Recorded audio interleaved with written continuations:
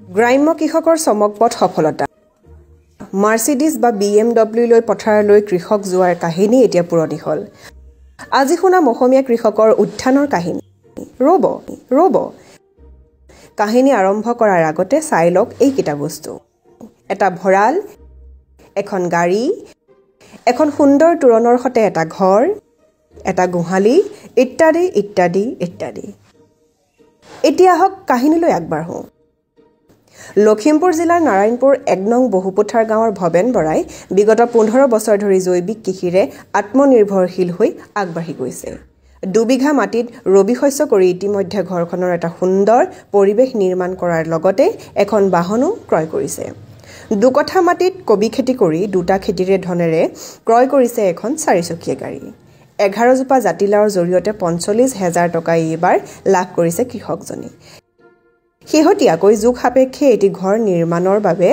আগবঢ়া কৃষকগৰাকীয়ে চৰকাৰৰ পৰা পোৱা নাই কোনো ধৰণৰ সুবিধা কৃষক সন্মান নিধি জলসিঞ্চন ব্যৱস্থা আদিৰ বাবে কৃষি বিভাগত আবেদন নিবেদন কৰি অহাৰ পিছতো আজিলৈকে কৃষকগৰাকীয়ে লাভ কৰা নাই কোনো ধৰণৰ সুবিধা নমস্কাৰ মোৰ নাম শ্ৰী ভৱেন বৰা এই ঠাইখনৰ নাম ১ নং বহুপথাৰ নিবাসী মই খেতিৰ লগত আপুনি কিমান দিনৰ পৰা জড়িত হৈ আছে খেতিৰ লগত একাধিক্ৰমে মই জড়িত হৈ থকা প্ৰায় ১৫ বছৰ হ'ল আপুনি কি খেতি কৰে মই আপোনাৰ খেতিৰ ভিতৰত ৰবি শস্য কবি জিকা আলু এই আটাইকেইবিধৰ খেতি কৰোঁ আৰু লগতে একেবাৰে স্থায়ীভাৱে ধান খেতি আছে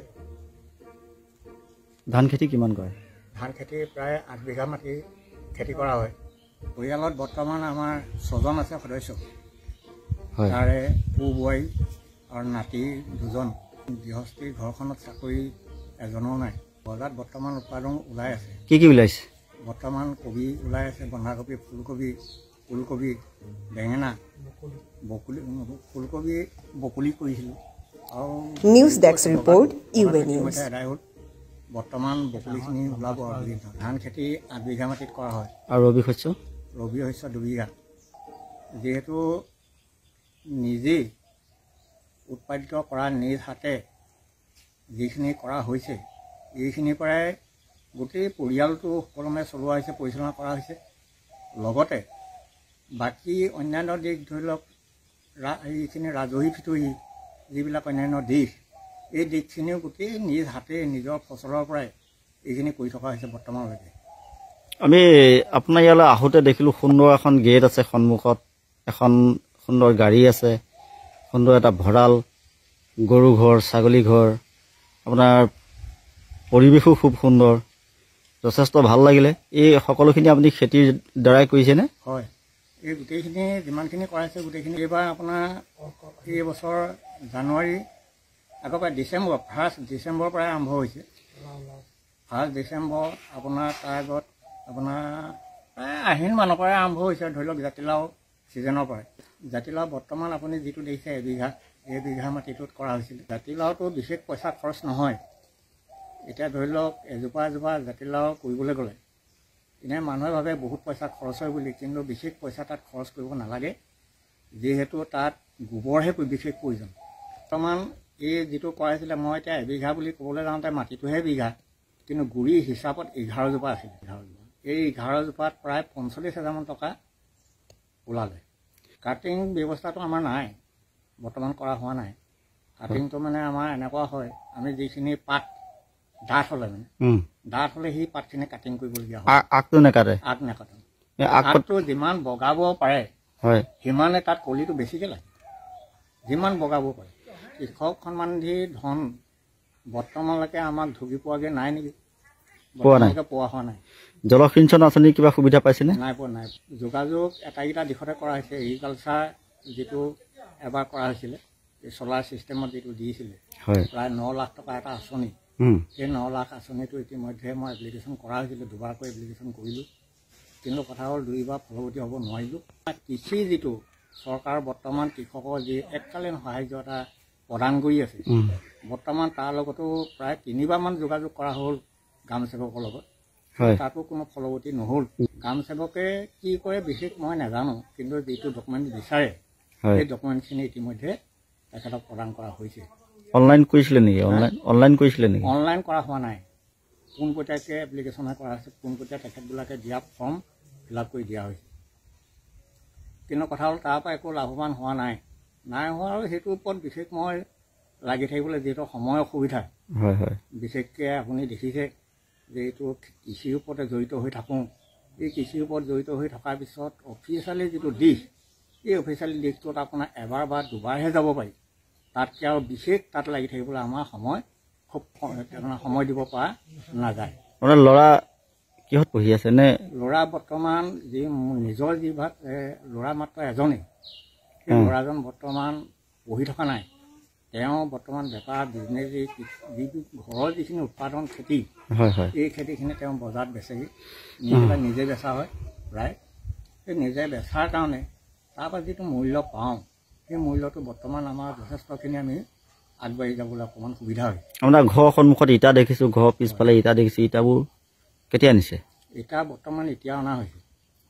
এতিয়া আনিছে? হয়। মানে পৰিকল্পনা মানে বৰ্তমান যিভাগ ঘৰ দেখিছে, হয় হয়, এই ঘৰভাগ বৰ্তমান যিটো যুগ, এই যুগটোৰ লগত খাপ নোখোৱাৰ কাৰণে ইয়াতকৈ বৰ্তমান যুগটোৰ লগত খাপ খোৱাকৈ আৰু এভাগ উন্নত পদ্ধতিৰে ঘৰ বনাব যাতে পাৰোঁ, তাৰ ওপৰত লক্ষ্য ৰাখিয়ে বৰ্তমান ইটাখিনি অনা হৈছে। মই এইখিনিতে এখন গাড়ী দেখুৱাই ল'ব খুজিছোঁ। এইখন তেখেতে খেতিৰ ধৰণে লোৱা গাড়ী। কওকচোন আপুনি আপোনাৰ খেতিটো কেনেকৈ কৰে? জৈৱিক পদ্ধতিত কৰেনে? বৰ্তমান জৈৱিক পদ্ধতিয়ে কৰি থকা হৈছে। জৈৱিক বুলি ক'বলৈ যাওঁতে এতিয়া ধৰি লওক আমি গোবৰ সংগ্ৰহ কৰিছোঁ। গোবৰ ট্ৰেক্টৰ হিচাপে কিনিবলৈ পায়। আমি এক ট্ৰেক্টৰৰ গোবৰত এতিয়া বিশ্বাস নকৰিব পাৰে, প্ৰায় আমাৰ নিজৰ ঘৰত পোৱালৈকে 1000 টকাকৈ পৰে এক ট্ৰেক্টৰ। তেনেকুৱাত প্ৰায় 1 বিঘা মাটিত 2 ট্ৰেক্টৰৰ গোবৰ প্ৰয়োজন হয়।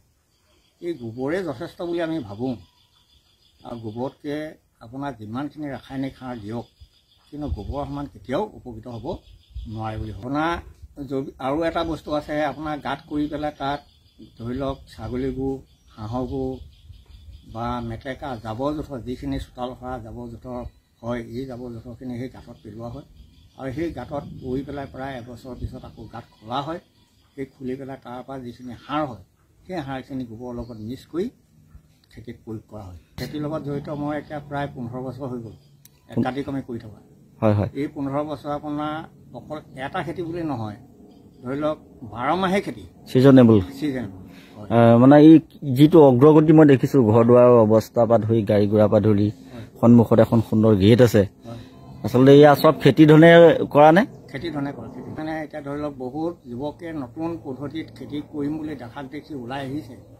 ওলাই আহি পেলাই কি হয়, খেতিটো মানে যেতিয়া কৰাৰ পিছত ঔষধ ইউজ কৰিব নাজানি পেলাই তেওঁবিলাকে ছাইড এফেক্টত পৰাৰ কাৰণে তেওঁবিলাকে বহুত যুৱকে খেতি এৰিয়ে দিছে।